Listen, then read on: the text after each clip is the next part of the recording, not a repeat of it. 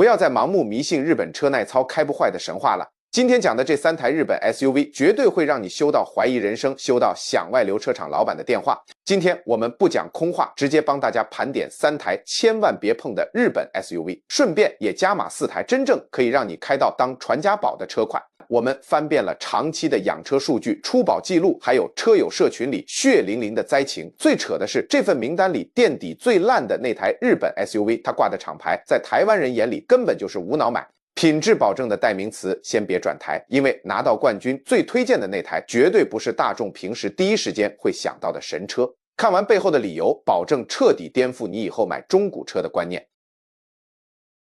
先来公布最烂第3名 Nissan Murano。 在台湾车友眼里， Murano 当年进口的时候真的算是在同级车里面颜值极高，内装极奢华的 SUV， 但同时它也是长期养起来会让你口袋破大洞的代表。这台车一直以来都是靠脸吃饭的典范。流线的车身，超有辨识度的车头，再加上那个很有玉龙总裁风，质感超越同级车的沙发内装。很多不想在路上开制服车、追求独特感的买家，看车时很容易一冲动就签下去了。但在这漂亮的外表下，台湾中古车社群和修车厂老板早就把它的底细扒光了，里面的坑有多深，做过功课的车友看到它基本上都是绕道走。这台车几代下来最大的死穴就是那颗 CVT 无段变速箱。在台湾车友群里，只要提到 Nissan 的大排气量 CVT， 大家的评价基本上是一致的干话连篇。这颗变速箱引发的国外集体诉讼、第三方可靠度亮红灯，还有台湾车主俱乐部里顾路的抱怨，比任何其他日本 SUV 的灾情都要惨烈。你想想看， Murano 这种又大又重的车身对变速箱带来的散热压力和机械负荷，远比我们熟知的 Trailrogue 或 Sentra 那些小车还要高太多了。这种小马拉大车的紧绷设计，只要里程数一高，变速箱内部基本上就开始烧香拜拜。以台湾的用车环境，走走停停，夏天又热，这颗 CVT 的死亡交叉点通常发生在13万到21万公里之间。对大多数买二手的车主来说，这早就过保固了。而且在台湾，这颗变速箱一挂掉，维修费基本上是直接高到让你原地报废。在外面外汇厂或专修店换一颗变速箱的费用，随随便便就要11万到18万台币。这还得看你是用翻修件还是全新件，要是运气不好，内部碎屑伤到其他地方，那个报价单看了保证血压飙高。最让台湾车主心痛，觉得最讽刺的是什么？ Murano 引擎盖下面那颗 3.5 升的 V6 引擎，就是大名鼎鼎的 VQ35， 本质上根本是一代神机。如果变速箱没坏，这颗引擎随随便便都能陪你开超过32万公里，操到外壳生锈它都还能发动。所以车友最常讲的一句话就是引擎真的没问题，问题是那颗变速箱直接把引擎给物理超度了。一个烂变速箱亲手葬送了一台好车的潜力，这就是标准的一颗老鼠屎坏了一锅粥，完全毁掉了它原本该有的好口碑。接下来公布最烂第2名 Honda Passport。 这台车是 Honda 用一个本来就打算淘汰的旧平台硬挤出来的，结果现在呢，买这台车的苦主们正在默默吞下这个代价。有在关注美规水货车的车友应该知道， Passport 的定位在 Honda 的家族里非常尴尬，它是一台2排座的中大型 SUV， 卡在大家熟知的 CR-V 还有7人座的 Pilot 中间。它跟 Pilot 共用同一个底盘，但是空间缩水，座位变少，越野性能也没多强。重点是它在台湾透过贸易商办进来的价格比 CR-V 贵了老大一截，这就造成了一个很尴尬的局面，要空间没空间，要高 CP 值没 CP 值，定位两头不到岸。如果这还不够惨，它的长期可靠度数据更是直接给了车主重重一击。Passport 搭载的是 3.5 升 V6 引擎，配上9速自排变速箱，这套动力组合在台湾车友群和美规车社群里早就被喷到体无完肤了。大家最常干看的就是这颗9速变速箱超爱换挡，犹豫不决。在正常含着油门加速的时候，它就像是有选择障碍一样，一直在那边寻档。更扯的是它的电脑变速箱逻辑，很多车友形容这逻辑根本是开盲盒，完全捉摸不定。特别是在台湾要上高速公路，在匝道要大脚油门超车汇入的时候，你油门踩下去，它竟然给你迟一个1-2秒才反应。在车流那么快的路况下，真的会吓出冷汗。这绝对不是本田迷习惯的那种开起来行云流水的感觉。虽然原厂后来针对变速箱电脑更新了好几次，但很多车友反映，刷完电脑后那种笨笨的换挡逻辑还是没能彻底解决。这种变速箱软体有病的问题才是最让车主心力交瘁的，因为它卡在一个超级尴尬的出保灰色地带。你说它坏了吗？它机械结构又没外泄，没卡死，没有那种啪一声当场报废的灾情，所以你没办法要求出保固直接换一颗新的。但是它那种笨到不行的换挡反应，天天开着它就是开到一肚子火。你开去给专修美规车的保养厂或贸易商检查，电脑查不出故障码，技师也只能双手一摊，跟你说这叫原厂设定。这种求助无门的卡关状态，最后常常逼得车主干脆退坑认赔杀出，直接把车给卖了。但最扯的转折来了， Passport 的底盘骨架是跟老大哥 Pilot 一模一样的，而 Pilot 在车友间的满意度其实非常高。明明用的是完全相同的硬体，为什么 Passport 会翻车？答案就是 Honda 当年在调校 Passport 动力和变速箱电脑的时候，不知道哪根筋不对，给了他一套很瞎的设定。这个差别对原厂工程师来说可能只是电脑改参数，但对天天要开这台车通勤出游的台湾车主来说，每天开车都是一种折磨。现在台湾中古车市场或美国外汇拍卖场上，2019到2023年份的二手 Passport 行情已经默默反映了这个地雷，它的价格比同底盘规格更好的 Pilot 便宜了差不多13万到19万台币。但在我们的评估里，为了省这点钱去承担这颗随时让你开到血压飙高的变速箱风险，这笔账怎么算都完全不划算。最后公布最烂第一名，2022年之前的旧款 Mitsubishi Outlander。 这台车最厉害的地方就是它在当年还是新车的时候，配备和科技就已经落后时代了，而现在的中古车市场更是一点面子都没给，直接对它判了死刑。2022年改款前的小欧在台湾日系 SUV 市场里代表了一个非常讽刺的现象，这台车并不是真的设计的很烂，而是它的原厂在它还在线上热卖的时候就已经彻底放弃更新它了。那时候三菱因为母集团联盟财务吃紧，导致这代 Outlander 的底盘平台研发整个被冻结，结果就是你拿着2020年的预算去展示间买新车，买到的却是2013年的古董科技跟造车工艺。我们先来看动力，台湾市面上最常见的基础车型搭载的是 2.4 升自然进气4缸引擎，马力只有小小的166匹。这个数据在当年刚发表时就只能算刚好够用，结果原厂死不改款，一卖了快10年。当其他同级对手的马力都已经飙到185匹甚至200匹的时候，小欧还在原地踏步。你在市区平路一个人开，去大润发买菜可能觉得还行，但只要遇到台湾的大魔王路况，不管是夏天载满全家人去露营、开山路爬坡，还是在高速公路要加速超车，那个动力落差会当场现形。引擎轰轰叫，车子却动得很慢，真的会开到满头大汗。更惨的是，这颗引擎配的 CVT 变速箱也加入了 Nissan 联盟那个恶名昭彰的玻璃变速箱苦主名单。虽然小欧的车身比前面讲的 Murano 轻一点，比较不会发生那种啪一声当场顾路的惨剧，但也逃不过慢性退化的命运。只要里程数一过16万公里，变速箱反应就会开始变得越来越迟钝，油耗越来越夸张，整个开起来就是一个累字。最扯的来了，2022年改款前的小欧在台湾中古车市场的折旧率高到吓人，这直接反映了市场对这台车骨子里科技落后的真实评价。二手价崩盘背后往往藏着中古车主看不到的隐形成本，比如零件越来越难调，原厂保养厂的师傅对旧系统越来越不熟，再加上你开着一台原厂早就放弃投资，连动都不想动的老旧底盘，那种孤儿感真的只有车主自己懂。有些车友会反驳，2022年大改款后的小欧明明就超好。没错，大改款后的30小欧本质上完全是一台不一样的新车，把以前的缺点都改掉了。所以我们今天喷的100%只针对2022年之前的旧款车型。在台湾的中古车网上，这些旧款小欧因为年份算新、空间大、价格看起来甜到不行，吸引很多预算有限的买家。但老司机在这边奉劝一句，不懂这代车款万年不改款，历史的人千万不要看它便宜就冲动开落去，这根本是包着糖衣的中古车陷阱。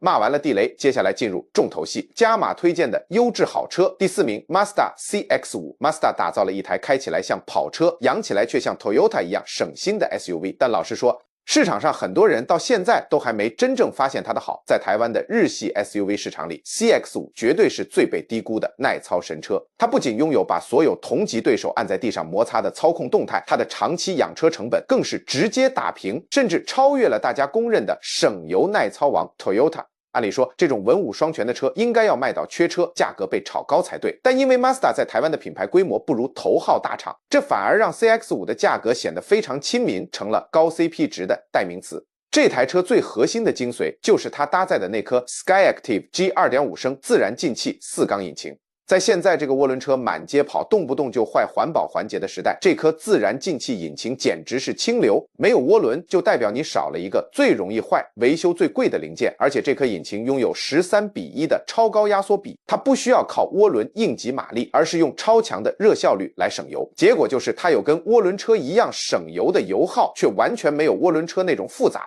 长久下来会让你修到哭的保养问题。根据国外和台湾社群的长期车主数据，这代 CX-5随随便便都能开超过32万公里、20万英里，后续的维修保养费用跟台湾的神车 Toyota RAV4 几乎不相上下。再加上它配的那颗6速手自排变速箱，只要你按时换变速箱油，它的耐用度要陪你开到40万公里、25万英里。都完全不是问题。除了开不坏之外，台湾车友最常吹爆 CX-5 的点就是它的内装质感。它的内装用料常常被评价可以直接单挑比它贵上30万到45万台币，约1到1.5万美元的豪华欧系品牌。Mazda 当时做了一个非常聪明的决定，他们不把预算花在塞满一堆没用的电子噱头上，而是把钱砸在触觉质感。你在车里每天手摸得到的地方，方向盘、中控台、门板、皮革用料都远远超越同级的国产或日系对手。这种高级感是不会随着车龄老化而消失的。你开它5年、10年，每天上车摸到那个内装，心里还是会觉得很爽。以目前中古车市场来看，2018到2022年份的二手 CX-5 行情大约落在68万到96万台币之间，约22000到31000美元。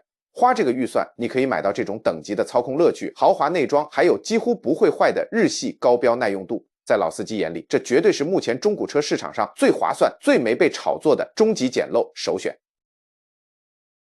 接下来公布好车第3名 Toyota RAV4 Hybrid。Toyota 的油电系统累积到现在，早就有了满坑满谷的 RAV4 车主真实数据，直接一枪毙命了所有对油电长期可靠度的怀疑，而最后得到的答案只能用神级表现来形容。现行的第5代 RAV4 Hybrid 在台湾上市后，它用那颗2.5升的 Dynamic Force 引擎，配上 Toyota第4代的油电系统。这套架构跟 Prius、Camry 还有 Lexus 身上那套演进了25年的油电核心一模一样。这代表什么？代表这台车的耐操底子不是什么实验室数据，而是全球几百万台小黄计程车天天在路上跑，风吹雨打验证出来的血淋淋事实。在台湾这种走走停停动不动就塞车的用车环境下，这套油电系统简直是神器。一般汽油车最伤引擎、最耗损零件的阶段，就是低速起步、停停走走，还有刚加速的那个瞬间。而 RAV4 Hybrid 的电动马达刚好把这些最吃力、最重拖的工作全部接管了。马达分担掉高负载之后，那颗2.5升的汽油引擎基本上永远都维持在最轻松、效率最高的舒适圈里运作。这就造成一个很夸张的现象，一台开了24万公里、15万英里的 RAV4 油电版，它引擎所承受的操损和内伤，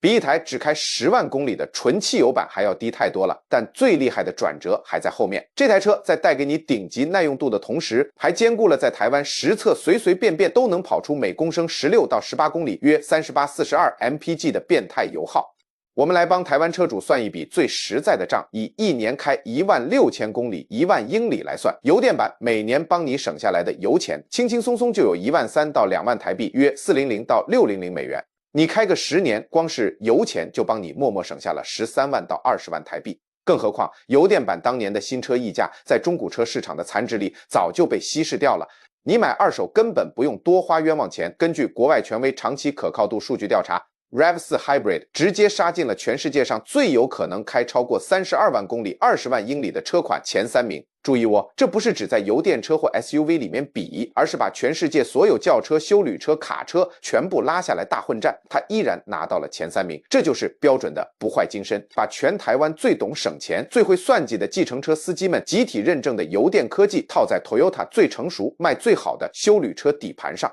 这台车你想开到它坏，真的很有难度。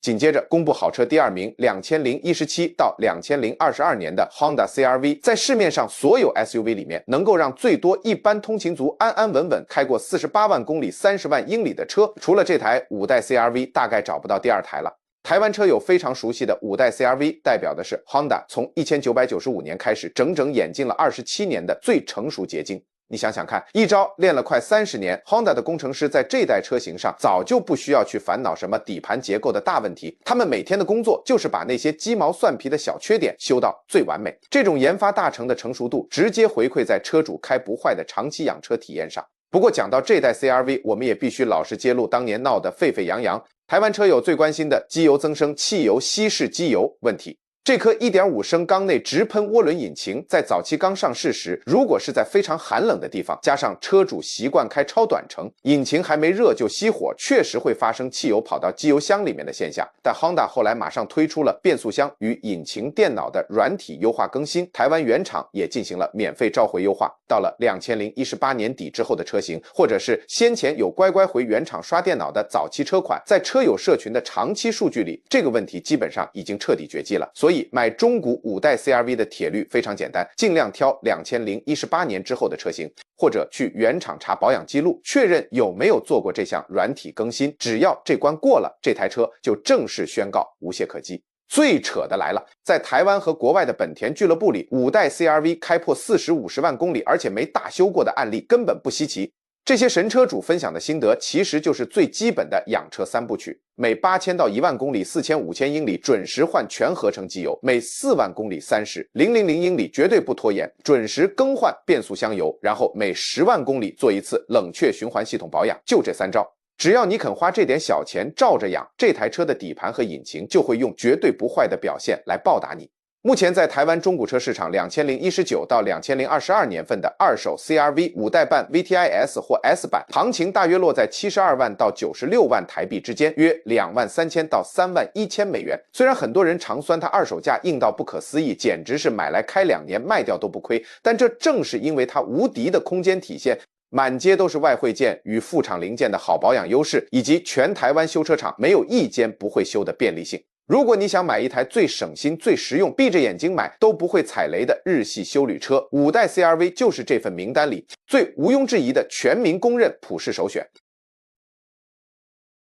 终于来到今天的冠军，好车第1名 Toyota 4Runner 第5代。在所有价格、所有等级的日系休旅车里面，这台车是全球累计最多，开破64万公里。40万英里真实案例的越野神车，而且现在台湾的中古外汇车市场你还办得进来。这台全美规的5代 4Runner 论科技它绝对不是最先进的，论油耗它可能天天让你想哭，它没有舒服到像坐沙发的行路质感，更没有花俏的超大液晶萤幕，但是它却是全日系休旅车里拥有最庞大、最硬核、被全球车友无数次肉身验证开不坏的终极坦克。它背后的造车工艺真的值得我们好好聊聊。它引擎盖下面那颗 4.0 升的 V6 引擎代号 EGR-F1， 是一颗极致纯粹的自然进气引擎。当年 Toyota 在研发这颗引擎时设定的耐用度目标，连他们自家的工程师都形容是保守到不像话。没有涡轮增压的负担，没有缸内直喷的复杂线路，更没有什么双离合器变速箱，而是用最传统、最粗壮的扭力转换器自排变速箱。这套动力系统的每一个设计细节都只做一件事儿，牺牲短期的爆发力，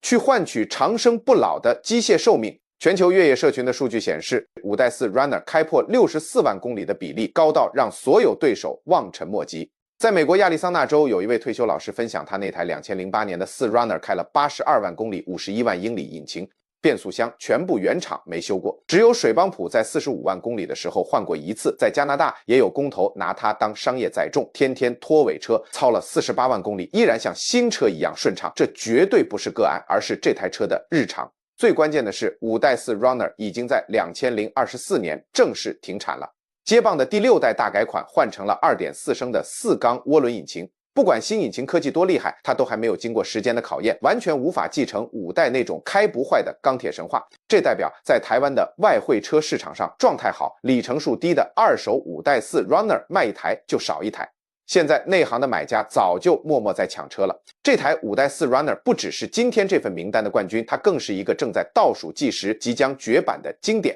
它现在在台湾中古市场的价格虽然硬，但5年后当低里程的车款彻底绝迹时，你会发现现在买根本是捡到宝。在台湾，如果你想办一台年份比较新2018到2024的顶规 TRD Pro 外汇车，行情大约落在150万到210万台币之间，约48000到65000美元。对于一台开到你孙子长大、零件全球随便都调得到，还能陪你上山下海的老战友来说，这个价格买的是真正的绝对信任，而不是盲目跟风。